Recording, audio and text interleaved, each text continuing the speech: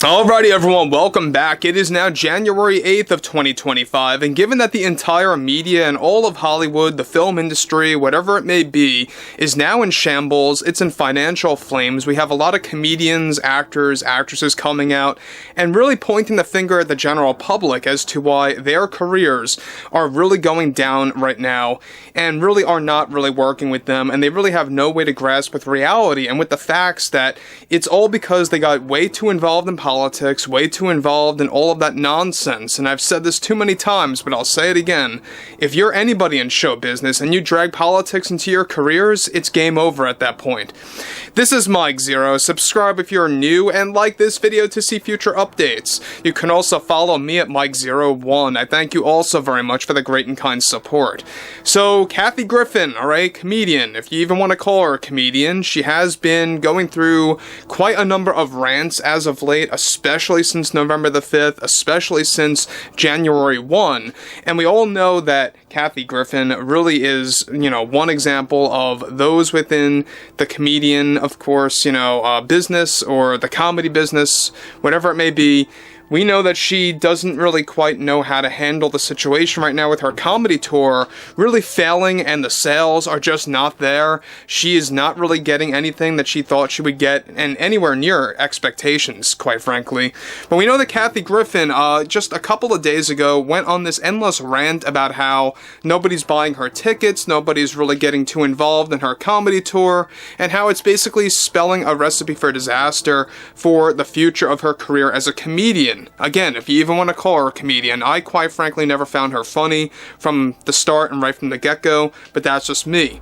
Now, with the entire woke media in Hollywood already facing the worst backlash they have ever seen coming from the public, one monumental development going on right now involves more to do with comedian Kathy Griffin, who went on yet another tirade after facing more backlash herself after complaining about ticket sales for her comedy tour performing very poorly.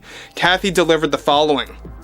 The treatment that I received recently I found to be extremely unfair and childish, all because I expressed my concern about my career and the performance of my comedy tour, which I think deserves more credit and acknowledgement. In particular, I am finding that it's those that are following the incoming president that are getting offended with me expressing my issues with my career and just how offended people were of my things that I did back in 2016. They just need to let it all go already. It's time to grow up. I think it's when you're in comedy and you realize that even some of your own fans are leaving you because they are falling for this false narrative coming from one side of the country. You have to do something, or just have to say something, anything. I couldn't sit back and remain silent. Women deserve a voice like myself, and I think the absence of ticket sales is nothing more than a petty joke against me as a comedian. It's selfish behavior, and it serves as the epitome of those that follow the incoming president. Comedians deserve better. I deserve better, and I just feel it's about time that we wake up already and realize that false narratives are very damaging to many careers in show business. Whether you are a comedian or an actor or whatever, you just can't fall into their made-up lies. I have had enough already of remaining silent of those that refuse to purchase any show of mine in order to send a message. I mean, do you not understand how juvenile that really is? It truly is absurd. So, guys, before I move on about what Kathy Griffin is trying to basically say here is that if you don't find me funny, then you're in the wrong. That's basically what it boils down to. And she's also blaming politics. She's blaming, of course, anything that she can to cope with the fact that nobody finds her funny. Everyone resents her. Even the media, alright? Even the woke media do not like Kathy Griffin anymore because she's just so toxic. She has really no boundaries to what she's saying. And it really does create a downward spiral for anybody that's near her. So, interestingly enough, we know that Kathy Griffin, you would think that you would learn to kind of keep quiet if your ticket sales are not performing well. You would think that the better move would be to not say that or admit that to the public. But she's only making matters worse. I think that at this point, she really just does not know what else to do in 2025. She doesn't know what else to do for what looms for the next 12 months. Going into this year, I think is a very interesting thing because you're going to see more and more of those within show business, within the film industry, saying such, illogical things that really don't make any sense, right? And that's why you're seeing a lot of these comedians just really dragging politics into their material because they really have nothing left, honestly. But let's get into this further. So she goes on to continue, far too often we are seeing comedians vanish into thin air, all because of the crowd that gets too easily offended when we make jokes about the incoming president.